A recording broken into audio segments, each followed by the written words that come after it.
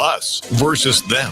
While we pay to keep our politicians fighting, how do we, the people, rise up and solve the great challenges of our time? We do it by embracing freedom and liberty.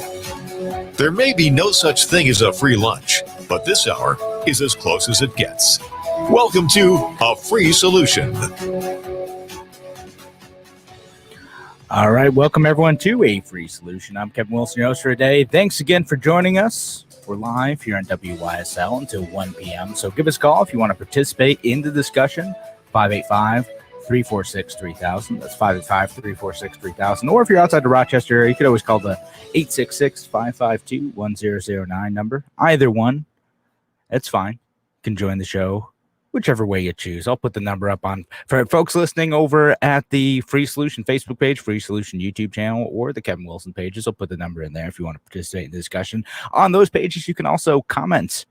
Leave your comments, and if they're good, we'll read them on the air. Couple of quick announcements before we get to the rest of the show, though. You know, I want to say Andrew Hollister is going to be on Wednesday's show with me. Longtime listeners in the show will know, like back when we were called Radio Free New York, he was the host most of the week and kind of took a step back to focus on his business and whatnot. But he is going to be joining me Wednesday, and hopefully he'll be taking a more regular presence in the show moving forward. So we're happy to have Andrew Hollister back. And you know, one other quick announcement too, just because I know some of you guys are fans of other shows. There's a friend of the show, someone who's been on here a couple times with the Liberty Show guys, but our friend David McCabe unfortunately passed away from COVID this week, and so my prayers go out to his friends and his family who are dealing with that this week. So we're very sorry to hear that. But move on to some of our other topics this week. Goodness, we have stuff going on with Afghanistan still. The evacuation continues to happen. And, you know, we've seen bombings there, the loss of life of service members who were protecting the airport and protecting the people, more importantly, trying to escape that situation, escape the Taliban. And then in retaliation for those bombings, we also had a U.S. drone strike that was meant to take out two ISIS leaders, because ISIS is active over there too. This wasn't a Taliban bombing in this case. Taliban's a bunch of bad folks, but they're trying to just shoo the U.S. out at this point. Now, it's another Islamic fundamentalist group over there, ISIS, which I'm sure many of you are familiar with. They had the bombing. So the U.S. drone striked them, right? Now, you get it, right? You get that retaliation. You get that this was meant to go after folks who were not only planning this previous bombing, but are also involved in the in planning a subsequent bombing. And apparently what happened was the U.S. government drone striked a vehicle, and initially the American government said, yeah, we got our folks. It is what it is. You know, we got the people who are planning this. But when they struck that vehicle, it was filled with explosives, and that may have caused further damage. Now, that's what the U.S. government's saying. Who knows what else is going on with that? But in that process, whether it was caused by the explosives in that vehicle or it was caused by the U.S. drone strike itself, is apparently both children died. A couple children may have died in this explosion. And also, you know, like former Afghan military officers and one of the folks that we're working with. So this is one of the reasons why we need to get out of Afghanistan. Again, my heart goes out to the refugees, the interpreters, the people who've been working with the U.S. government for years. Again, we had a great interview a while ago with Ellen Smith from Keeping Our Promise, who told us about some of their stories. But what's going on over there? Why we continue to make enemies in a place like that, as we're killing several other people who have done nothing wrong, innocent lives, you know, and it could be easy to pass that off as, well, this is collateral damage. This is what happens in the war. You know, we stopped those two bad guys from hurting even more people.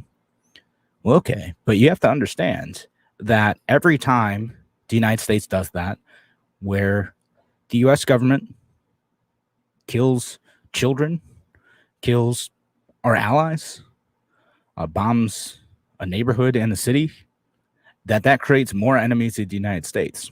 This is part of the reason for my and several other people's anti-war stance, is that whenever you have a war, stuff like this does happen. When you have a big invasion force, when you try to kill these folks, there's going to be innocent lives lost. And for each innocent life lost, my goodness, we recruit new people to the anti-American cause, because most of them probably don't know, I mean, I'm sure in Afghanistan they have some semblances, but a lot of people don't have a personal stake in hating the United States. It just is what it is. They don't think about us any more than they need to. But if you're in a position where you see your child, your niece or nephew, your brother or sister killed by U.S. airstrike, and all you know is that these people came in from another country and killed your family members, that can radicalize you. And that's one of the cases that we have for being opposed to war, that this is not the most useful tool, is a clumsy, destructive, violent tool for ending terrorism. Sometimes it's necessary. Sometimes that is what it is, and you have to stop bad guys with force.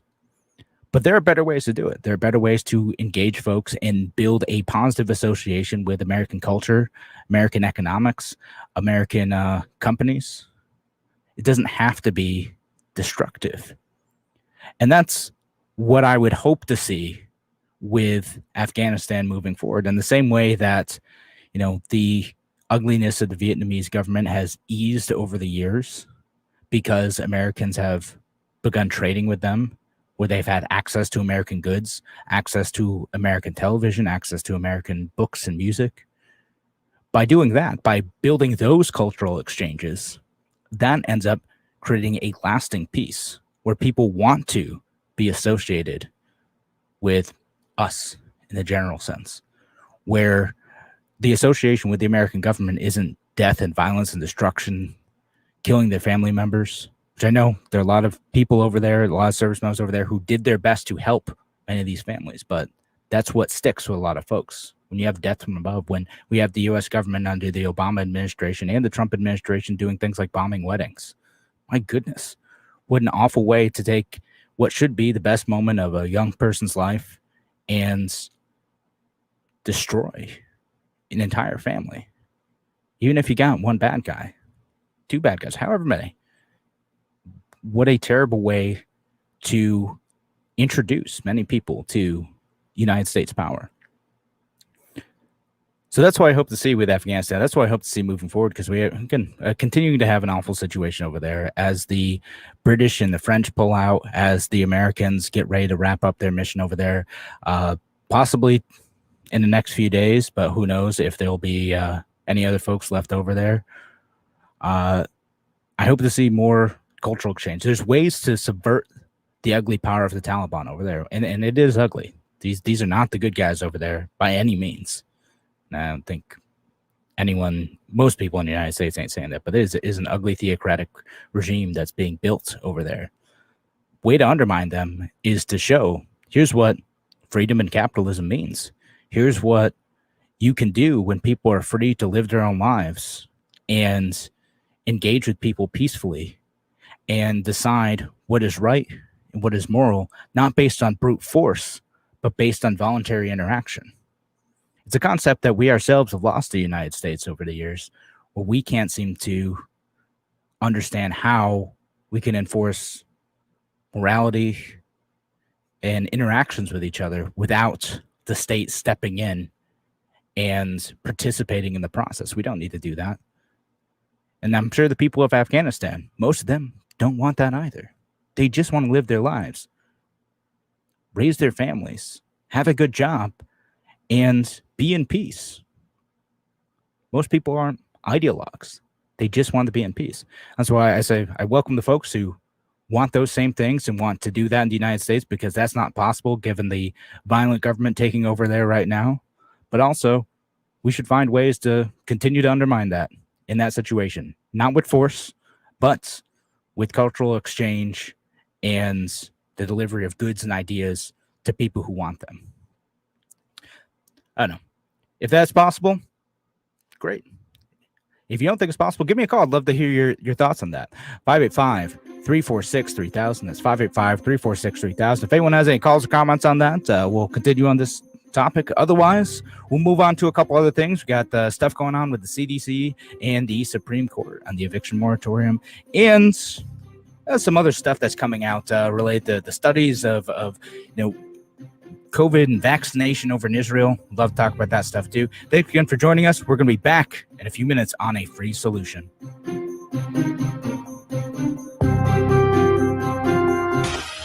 Your business relies on computers and technology to operate. Slow, unreliable networks and servers can cause unplanned downtime and affect your bottom line. The experts at Simple Tech Innovations are here to help. Their preventative maintenance program ensures that your computers and network are kept up to date and monitored for any issues, keeping your business running smoothly. They also help clients achieve HIPAA, PCI, and New York State cybersecurity compliance to keep your network safe and secure. Whatever your business IT needs are, Simple Tech Innovations should be your first call. They've won the Best in Rochester 8 years in a row and have an A+ Better Business Bureau rating. Call them today for a free consultation at 585-200-3182. That's 585-200-3182. Simple Tech Innovations.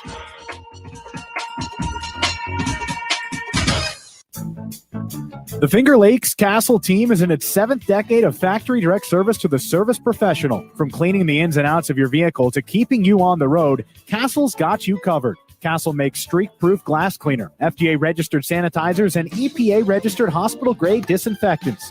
Remember, when you need to keep it clean, use what the pros use. Castle. Accept no substitutes. Castle keeps it clean. A message from the National Police Association. It used to be that any able-bodied person would offer to assist a police officer in danger. Now, passers-by are more likely to take a video. There's a better use for your phone when an officer's in trouble. Call 911. Tell the operator where you are and what you see. Then, start your video to provide evidence later. To learn more about how you can assist law enforcement, visit nationalpolice.org. That's nationalpolice.org. Why do businesses choose to move their website from Wix and Squarespace to Simple Tech Innovations? Maybe it's their excellent customer service or attention to detail. Maybe it's their ability to give a truly customized solution. Or perhaps they just like the fact that Simple Tech is a local small business that builds great relationships with its clients. Whatever the reason may be, you can rest assured knowing that the local team at Simple Tech has your best interest in mind when building or updating your website. They're hands-on and love helping customers achieve their goals. But don't take my word for it. They've won the Best in Rochester 8 years in a row and have an A+ Better Business Bureau rating. If your website doesn't match your dreams or isn't achieving your goals, give the professionals at Simple Tech Innovations a call today for a consultation at 585-200-3182. That's 585-200-3182. Simple Tech Innovations. A free solution. Welcome back to A Free Solution. I'm Kevin Wilson, your host for today. Thanks so much for joining us here on A Free Solution. We're live until 1 p.m. That means that you, the listener, can give us a call if there's something on your mind. Give us a call at 866-552-1009. That's 866-552-1009. Or leave your comments online if you're listening on the Free Solution Facebook page, Free Solution YouTube channel, or the Kevin Wilson pages on Facebook and on Twitter. Shout out down the line to our friends over at WACK out in New York as well. Y'all listening a little bit later. I didn't give you a shout in the first segment. I owed you, but just know I appreciate you being here too. All right, so we're talking about Afghanistan last segment. I think I got my piece out on that, and we've talked about Afghanistan quite a bit. I know Tim has too on his Thursday show. It's still important. I want to not forget about this as we move on to new things. Our news environment is so fickle, we can lose track of stuff. In part because there's a ton going on that's important. I get it, but how do you keep track of everything that our government's doing, that our military is doing overseas, that we need to be paying attention to know the state of liberty today? But I got other stuff that I want to talk about today, though. We're going to talk about the eviction moratorium. So, of course, I've talked about this a couple times before, but there's the CDC, the Center for Disease Control, said that a government organization that's in theory meant to combat disease could put a nationwide eviction moratorium and prevent people from being evicted. Now, the justification for this, which goes well beyond, what their kind of descriptive statutory powers describe, is basically that, well, if people are being evicted, then they could go to another home or to a homeless shelter, and that could spread COVID. Therefore, it is within the power of preventing disease to stop evictions from happening nationwide. Now, this has already gone to the Supreme Court a little bit before, but this is kind of an extension of that. And a couple of things that I think are important to know in this. One, and I mentioned this before, Joe Biden essentially said, well, we know this is unconstitutional, but by the time the court gets to it, we'll have already made an impact, right?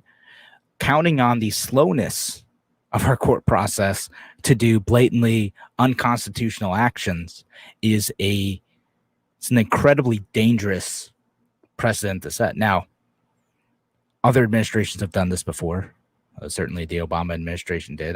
Trump administration probably did. I don't have a specific example from that one, but a lot of administrations do this. They know that it will probably get struck down, but no one usually says the quiet part out loud. No one usually says, well, let's wait for them to stop me.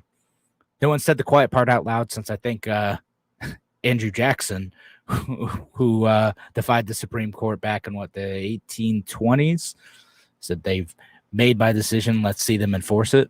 They've made their decision. Let's see them enforce it.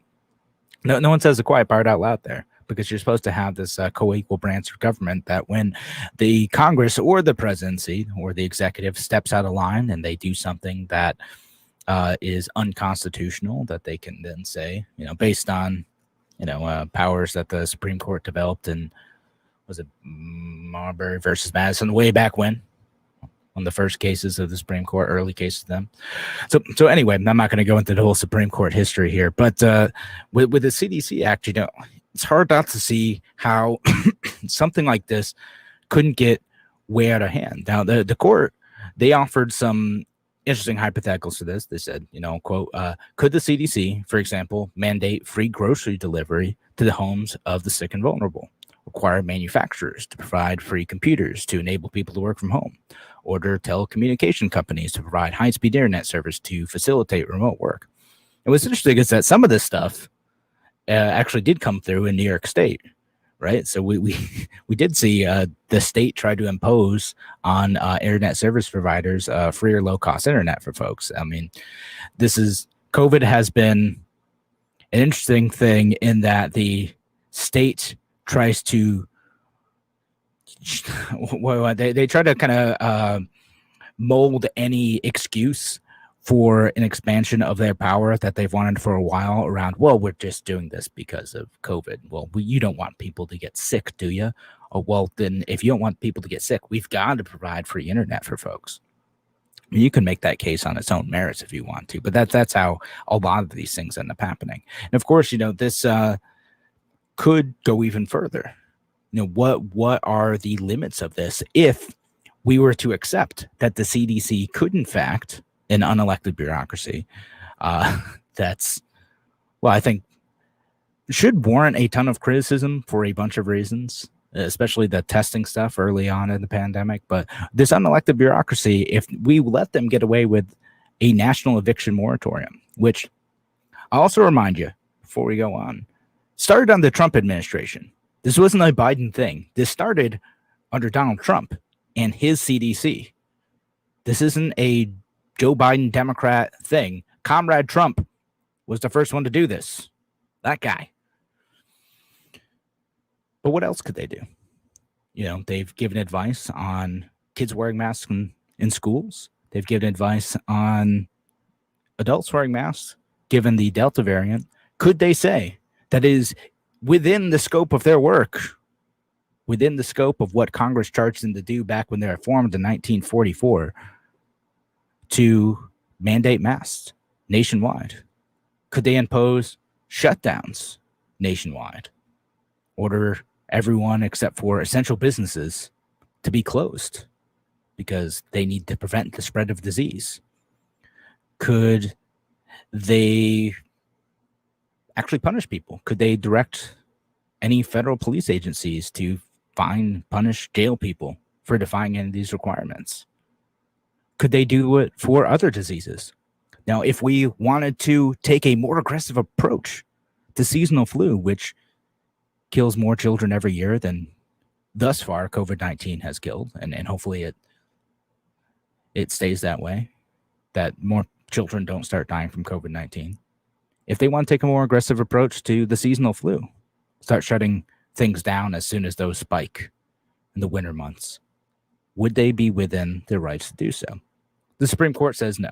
So, I mean, that's as was it. And I think any reasonable understanding of what they originally were charged to do would say that no, they aren't.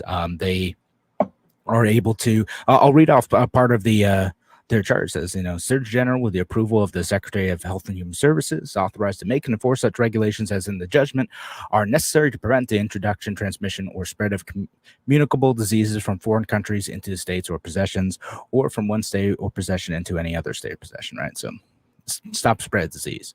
But for carrying out this purpose, they can provide things like inspection, fumigation, disinfection, sanitation, pest extermination, destruction of animals or articles found to be so infected or contaminated as to the source of dangerous infection to human beings, in other measures, as in his judgment, the Surgeon General's judgment may be necessary. Now, they took that other measures part and just ran with it, and they could continue to just run with it.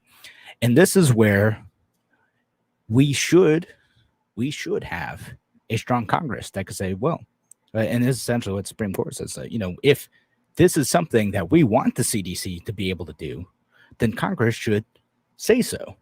We should tell our legislative bodies that if we want to give this power to an unelected bureaucracy, then we should create a law that specifies what they're able to do and when and how, and not just let these unelected bureaucrats run away with regulations, laws, and enforcements that have a serious impact on our lives, that could result in people losing their livelihoods, losing their incomes, paying thousands of dollars in fees, maybe even going to jail in some situations. When we allow unelected bureaucracies to do this, we lose one more piece of our republic. This isn't limited to the CDC. We see this happening in federal bureaucracies all over the place. And we need to put a stop to it. We need to continue to ask our members of Congress to actually act as a legislative body and put limits on the executive branch, because this flouting of the rule of law, I'll remind folks, isn't just something that happens when your preferred party is in power. Donald Trump did it frequently. Joe Biden is doing it frequently, and saying the quiet part out loud, saying, yeah, we're going to hope it gets bogged down in the legal process so we can get away with this. My goodness. Now, do you want, if you're a Democrat out there listening to this, do you want the next Republican to do this? So we elect Ron DeSantis next time and he starts using that same justification. Are you going to be okay with that? Again, Republicans, you let Donald Trump get away with it. People saying all sorts of things to me like, oh, well, like he has no control over that. Nonsense. He absolutely did. He did the exact same thing. And now Joe Biden's taken it a step further.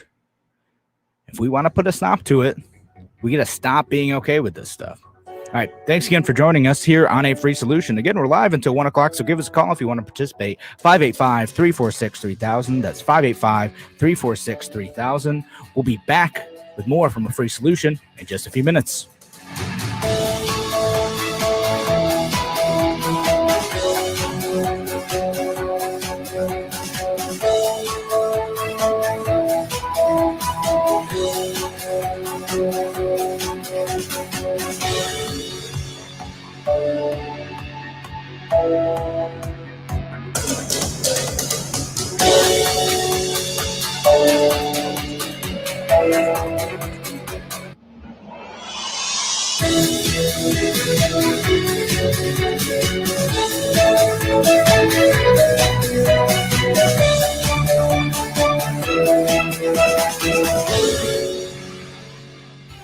Fly the flag, stand for freedom. AM 1040 Avon Rochester, FM 92.1 Rochester, and FM 95.5 Spencerport. Here's the latest forecast from the News 10 NBC Weather Center for tonight. Partly cloudy skies, pleasant out there. We'll drop down into the low to mid 60s on your Tuesday. It looks like a beautiful day. Sunshine, fair weather clouds. Temperatures will be into the upper 70s, but noticeably lower humidity. On Wednesday, we'll turn kind of cloudy, a bit of a cool breeze as the rain from the remnants of Ida miss us to the south. It will be kind of overcast in the low 70s. I'm Rich Cornelia, WYSL. Your business relies on computers and technology to operate. Slow, unreliable networks and servers can cause unplanned downtime and affect your bottom line. The experts at Simple Tech Innovations are here to help. Their preventative maintenance program ensures that your computers and network are kept up to date and monitored for any issues, keeping your business running smoothly. They also help clients achieve HIPAA, PCI, and New York State cybersecurity compliance to keep your network safe and secure. Whatever your business IT needs are, Simple Tech Innovations should be your first call. They've won the Best in Rochester 8 years in a row and have an A+ Better Business Bureau rating. Call them today for a free consultation at 585-200-3182. That's 585-200-3182. Simple Tech Innovations. Tom Hamilton here, president of Hamilton Wealth Management. Let's talk about investment fees and commissions. Just how much are you paying to have your investments managed? If you're like most people, you really don't know the cost, right? Does this make any sense? Paying for something without knowing how much? Okay, maybe your advisor is a friend and even sends you a birthday card every year. But what real value is he providing and at what cost? Isn't that a fair question to ask of any service provider, including your broker? For a $2 million account with annual fees and commissions totaling 2.5%, you're paying $50,000 per year. That's a lot of money. Are you receiving that level of value? If you have over $250,000, I will personally review your investments, including an analysis of the actual costs. To schedule your no-cost review, call our Pittsford office at 381-9870 or contact us from our website, hamiltonwealthmanagement.com. That's hamiltonwealthmanagement.com. Advisory services offered through Wealth Plan Partners. Securities offered through Securities America, Inc., member FINRA SIPC. Summertime means a world of summer fun with a little help from Victor Chevrolet. Pursue the possibilities of summer in your 2021 Equinox all-wheel drive LS. Lease it for just $249.95 per month for 39 months. Or enjoy the versatility of a tough and roomy 2021 Trailblazer LS front-wheel drive. Lease for only $159.95 a month for 39 months. You could haul plenty of people and cargo in your 2021 Chevy Silverado 1500 LT double cab pickup. Lease for just $379 a month for 39 months. All these deals include all applicable factory rebates, incentives, and discounts. 10,000 miles per year, 25 cents for each additional mile. $2,500 cash or trade. First payment, tax, acquisition, bank, and DMV fees due at signing for all leases. Lessee responsible for repair and maintenance. Security deposit is waived. Must have existing lease and household. Tier 1 credit approval required. All deals end August 31st, 2021. Don't forget, Victor Chevrolet needs your trade. Find new roads at Victor Chevrolet, Route 96 in Victor. Visit victorchevrolet.com. Hope has been restored in my life through the Word of God and through the Open Door mission. I have so many restored relationships with my parents and my children and other family members. And because of that, I'm taking what's been given to me to help others now. I know that I am not defined by the person that I used to be. I've been transformed, I've been restored, and it's all thanks to the Open Door mission. Restoring hope and changing lives. Go to opendoormission.com. For lazy days when you want to gaze, Smith Lumber and Hardware Center offers Island Pad. 6x15-foot 2-ply Island Pad available in orange and blue. Thermally bonded solid foam pad with 50% greater density than similar products, plus greater UV protection. Island Pad membrane features ripstop to eliminate tearing. Includes stainless steel D-ring tether with 10-foot bungee cord anchor line. Island Pad, easy to use and made in the USA. Available at Smith Lumber and Hardware Center, Route 20A in Lakeville. The News 1040 weather phone. Call it now. 346-9140. We're not meant to live life alone. At Brighton Presbyterian Church, we believe we need God and one another every day. Join a caring church family that values loving God, His Word, and serving others with humility. We worship together at 9:15 a.m. on Sundays at 1775 East Avenue in Rochester, across from Wegmans. Find out more at brightonpresby.org. A free solution. All right, welcome back to A Free Solution. I'm Kevin Wilson, your host for today. Thanks again for joining us. We're live here on WYSL, so you can give us a call, 866-552-1009. Give us a call. You can discuss some issues on air if you'd like, or, of course, leave a comment with our producer. And if it's a good one, we'll leave it on. We'll talk about it on air, too. And you can comment online on the Free Solution Facebook page, a Free Solution YouTube channel, and the Kevin Wilson pages. And I see we have a couple folks listening. Tim O'Connor leaving a comment as well, and Chelsea also leaving a comment too. So hey guys, thanks for listening. Appreciate y'all being here, and of course appreciate our friends listening over at WACK out in Newark as well. Thank you for listening today. Okay, so we were talking in last segment about the CDC eviction moratorium, the extension of executive bureaucratic authority over us, over our lives. And let's talk about kind of the practical applications of that, right? Bringing it a little bit closer to home. How did this play out in New York State? Because in New York, we had a rental assistance program, right? So it's a emergency rental assistance program. The United States Congress in both December and March added a whole boatload of money to help people pay rent who weren't able to pay it. Also to help landlords and whatnot pay that rent and cover their expenses for this. And here's an interesting thing about like the CDC moratorium that a lot of renters unfortunately didn't realize is that you're still, in most cases, still required to pay that stuff. It's just paused. And now, as the eviction moratoriums are coming to an end, you gotta pay your back rent, right? In some places, you can get assistance. You can get that assistance, but here's the problem: in New York State, we've received something to the tune of $1.2 billion to New York State's emergency rental assistance program, and I think in total they got like $2.7 billion through other state federal grants and some state money added to that. But despite this program kind of being in place for a while, knowing that this money was coming since December, really, they should have been getting this together. They didn't really get their application up until like June, which is, I mean, it just speaks to the that infamous government efficiency.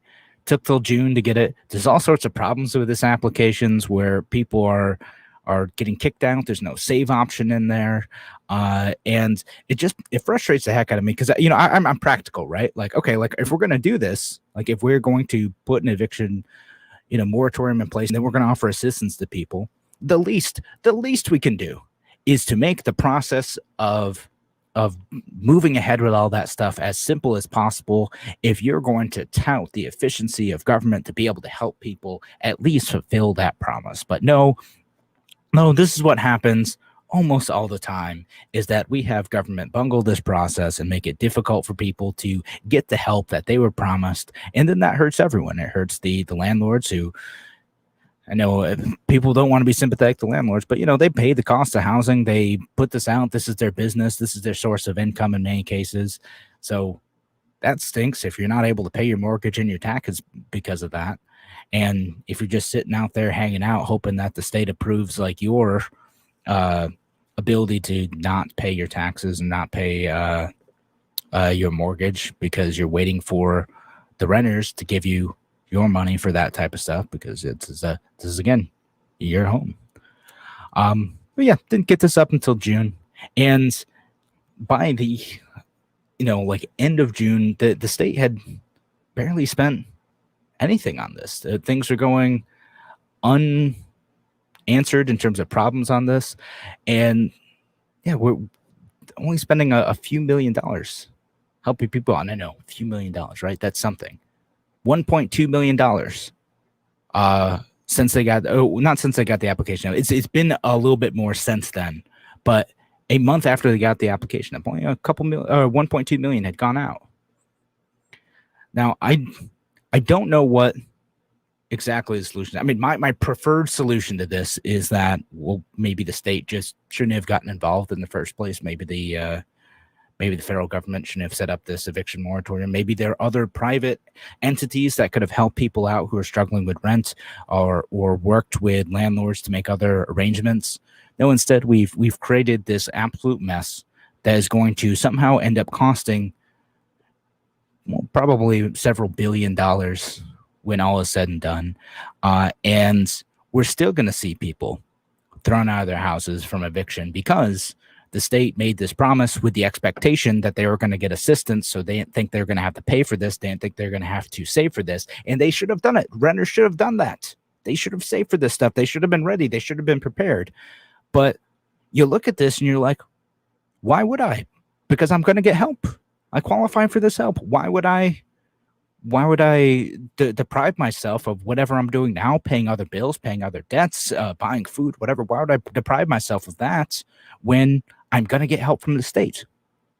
But when you do that and the help doesn't come, what do? Well, for many families, it means they're going to get tossed down the street because they were unprepared, because they expected the government to help them. Well, newsflash, folks, when the government makes you a promise like that, maybe don't count on it 100%. Maybe don't count on the state being there to help you in a quick and timely manner. Now, sometimes it does. Sometimes it works out for folks. Sometimes you're able to connect, get all the paperwork in just right, and benefit from the system. Good for you. I mean, I'd rather not our taxes, my money, your money, promote and build this massive welfare state. But okay, good for you. I get that in your time of need. But you got to keep in mind that the government may not be there for you, that you can't always count on them to be able to help you right when you need it, that you may have to jump through more hoops than you expected, that the money may not come through as quickly as you hoped, or they may change the rules and suddenly you find yourself in a position where you're not able to get that help. You don't qualify for whatever reason. Could be a surprise. Who knows? So my advice to listeners to this show, and I'm sure many of you are already in this boat anyway, is to make sure that you're taking personal responsibility to do everything within your power to try to take care of yourself and your family, and make sure that you're not relying on the state to bail you out. And I'll get to a couple comments here. Tim O'Connor says, time to be sympathetic to landlords. It used to be a viable side hustle to build a better retirement, but the small landlords are the ones that get hurt the most. Yeah, I mean, that's what ends up being. You see a massive concentration of power in property management companies, in part because small landlords get pushed out by, I mean, this is a huge thing, right? This is a strange event.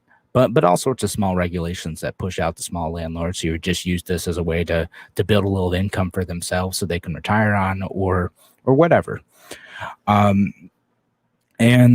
Chelsea says, that would entail people having individual responsibility for their actions. That is unfortunately a rare mentality today. It isn't the government's job to take care of every little thing. And Chelsea, I absolutely agree. It isn't and shouldn't be the government's job to take care of every little thing. And that's what I hope people realize, that not only should you do that because it is the right and moral thing to do, it's also the responsible thing to do because you might not be able to rely on the state to fulfill its promises. That's what we have to do. And Tim says, we've trained people to expect and wait for government to help. Yeah, it's a form of it's basically learned helplessness. You know, it's like that's all people are able to get themselves in the mindset of doing, is that, well, why would I do this stuff? Because the government's going to do this for me. And it's not an irrational belief. because people are making promises. Why would I spend this money elsewhere when this government money is coming? Why would I, delay my gratification, whether it's for buying something that you just want or buying something you need, when you're expecting this money to come? Well, maybe we can't do that all the time.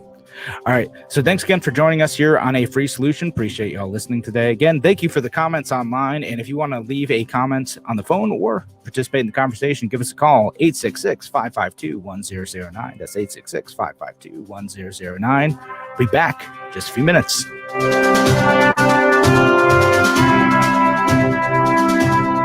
Why do businesses choose to move their website from Wix and Squarespace to SimpleTech Innovations? Maybe it's their excellent customer service or attention to detail. Maybe it's their ability to give a truly customized solution. Or perhaps they just like the fact that SimpleTech is a local small business that builds great relationships with its clients. Whatever the reason may be, you can rest assured knowing that the local team at SimpleTech has your best interest in mind when building or updating your website. They're hands-on and love helping customers achieve their goals. But don't take my word for it. They've won the best in Rochester 8 years in a row and have an A+ Better Business Bureau rating. If your website doesn't match your dreams or isn't achieving your goals, give the professionals at SimpleTech Innovations a call today for a consultation at 585-200-3182. That's 585-200-3182. SimpleTech Innovations. Hi, my name is Ryan Bourne. And I'm Danica Bourne. And we're the owners of South Coast Tax. We would like to thank our Lord for protecting us from evil. Psalm 91 states, "He is my refuge and my fortress, for he will rescue us from every trap and protect us from deadly disease." South Coast Tax are Christian-based tax accountants and attorneys who specialize in releasing bank levies, wage garnishments, and filing complex tax returns. We are the leaders in acceptance of offers and compromise with awesome results. We are also a small firm who will treat you like family and not just a number. Call us today at 1-800-TAX-1176 for a free consultation, and we'll take the time to explain all of the programs that you qualify for in order to allow you a fresh start. In John 8:36, so if the Son sets you free, you will be free indeed. And one way we can achieve that is by being debt-free. So let us help you today. Call us at 1-800-TAX-1176, and together we can help achieve this goal by putting the IRS tax debt behind you for good. Again, that number is 1-800-TAX-1176. Your business relies on computers and technology to operate. Slow, unreliable networks and servers can cause unplanned downtime and affect your bottom line. The experts at SimpleTech Innovations are here to help. Their preventative maintenance program ensures that your computers and network are kept up to date and monitored for any issues, keeping your business running smoothly. They also help clients achieve HIPAA, PCI, and New York State cybersecurity compliance to keep your network safe and secure. Whatever your business IT needs are, SimpleTech Innovations should be your first call. They've won the best in Rochester 8 years in a row and have an A+ Better Business Bureau rating. Call them today for a free consultation at 585-200-3182. That's 585-200-3182. SimpleTech Innovations.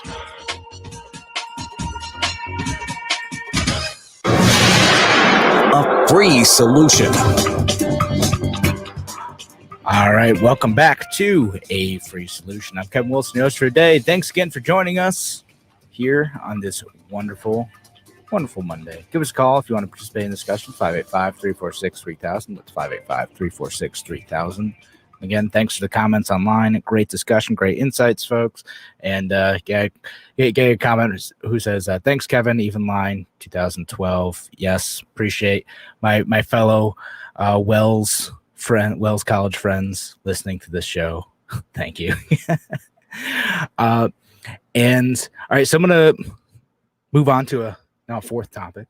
We've talked about the stuff in Afghanistan, the CDC stuff going on with the Supreme Court, the rule of law, the stuff going on with New York State, and the learned helplessness that we've gotten. And one more thing that I know folks have been asking me about, and we're trying to bring to my attention, is some of the studies coming out of Israel right now. Particularly, there's this headline that was in Bloomberg that I want to call out. Says, previous COVID prevents Delta infection better than Pfizer shot. Okay, so this is interesting and certainly news worth looking at, right? What does it mean for your immunity, your protection against disease?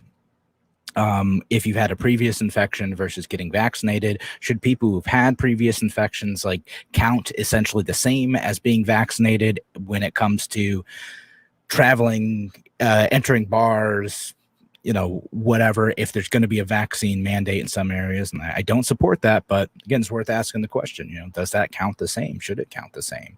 And this study would seem to suggest maybe, at least. So I want you to do me a favor. I'll post the article in here, and you can take a look at this. The thing with some of this, right, is that you need to read past the headline, because there's a couple of interesting caveats to this. And so that's, number one is that, the Pfizer vaccine still protects fairly well, even against Delta. That's based on this study, which isn't exactly published yet. And you get to the last line at the end. It says the data was posted as a preprint article on RX IV. I don't know if I'm pronouncing that right, and hasn't yet been reviewed by other researchers. So take all this the grain of salt. Bloomberg put this definitive headline in place, and I know other folks have shared it as memes and images and informations. It might not be as inscrutable as it looks, and so something to keep in mind, something I try to keep in mind. All right, so let's say that maybe we don't have full confidence in this information. But the other thing is, again, maybe the Pfizer vaccines does seem to work pretty well, but so does getting COVID, right? If you had COVID and you get it, it's the one of the quotes from Miracle says people given both doses of the Pfizer BioNTech vaccine were almost 6-fold more likely to contract a Delta infection and 7-fold more likely to have a symptomatic disease than those who recovered. I mean, the good news about this study, though, is that, again, most of the people who are vaccinated still aren't getting serious hospitalization or death from this. So, okay, great. So that's one other caveat to put in this.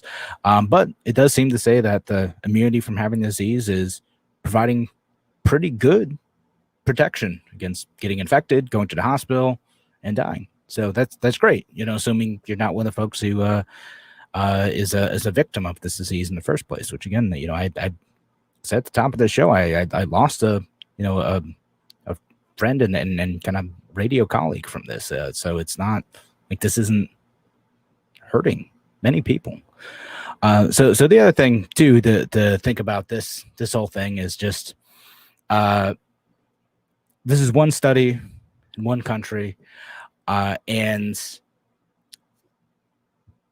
want to take this data in mind. It's not as ironclad as some of this looks, and there's other stuff coming out of Israel. People are saying most of the cases are from vaccinated individuals. Well, that's not really true.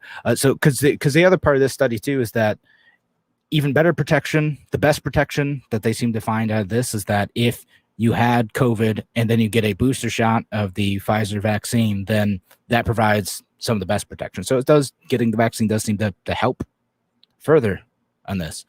And that's not in the headlines, but depends on what you're trying to promote here, right? And then the other thing is that, they're starting to see some decline in effectiveness in vaccines, at least in Israel, where they have a decent vaccination rate. I think the last time I saw it was 58%, something like that. But the Delta variant seems to be kind of messing with, how much protection that gives you. But most of the breakthroughs, and the reason why they're considering, based on the Israeli study stuff that came out a couple weeks ago, most of the breakthroughs are happening in people who are immunocompromised. They're a bit older. Most of the folks who are they're going to be, the over 60 crowd. So that's where vaccination effectiveness seems to be waning in those folks. And I say all this, not to, not to promote vaccines, or even though, I am pro-vaccine, but just to kind of encourage you to look at the whole picture, right? What is this? How do you provide the best information to protect yourself?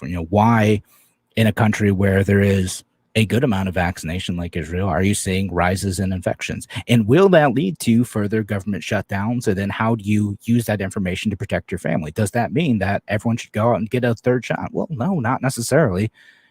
It might mean that if you are in a certain health category and you have been vaccinated, it might be worth getting another. It might mean that if you have been sick with COVID, and you're in a certain health category, it makes sense to go get one of the vaccines anyway. And that's what happened with one of my family members who's in the ICU. They recommended that he get vaccinated because it provides extra protection, in part because of similar kind of anecdotal results and stuff like this. So it seems to, if you get sick and then you get a booster vaccine, it seems to round out that protection a bit better. And again, I'm just trying to look at all this stuff and make sense of it, right? I see a lot of my friends who are nervous and doubtful about this stuff. They're skeptical of information that comes in from the government, that comes in through the mainstream media, that's coming from people who seem to act in bad faith frequently. And I think I tend to see things a bit differently than some of you who are posting this information. In that, I think that the fear mongers are using information like this to say, "Oh my goodness, the vaccines don't work that well, so we need to mask up everyone again, and we need to lock down everything again, and we need to cower in fear." Because I see that that's how this is being used. And, I want to look at this study from that perspective, from trying to combat the fear mongers and the government control freaks from locking us down again, to say, hey, listen, like the data doesn't really back that up. But we talked about the CDC thing with the masking. We talk about some of the other CDC data where they keep suggesting like, oh my goodness, the vaccines aren't working that well. Why, my goodness, is the CDC undermining its own vaccination efforts by saying that when the data doesn't prove that? Well, the data seems to prove is that the vaccine works pretty well in healthy people, but its efficacy wanes over time in certain others. And that's another data point to consider in everything. And then the other thing to consider, again, the study of Israel is interesting. If you've already had COVID, it seems to provide pretty good protection. There are other studies that suggest otherwise, that in the United States, some of the studies of it have said that if you have COVID compared to getting either the Pfizer or the Moderna vaccine, you're 2.5 times more likely to get COVID again.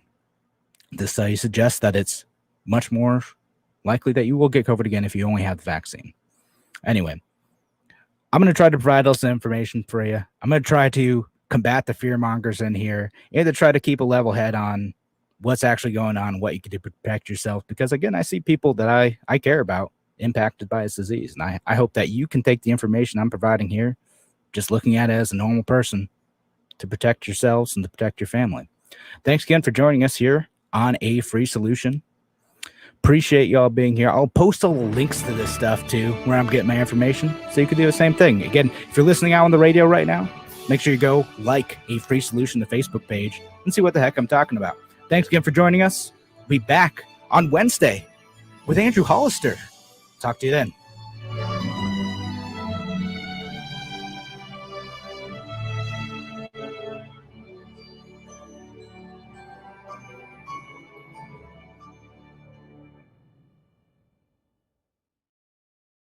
When you feel sick for whatever reason, don't wait to get help. Noise Health Urgent Care now offers telemedicine appointments using your device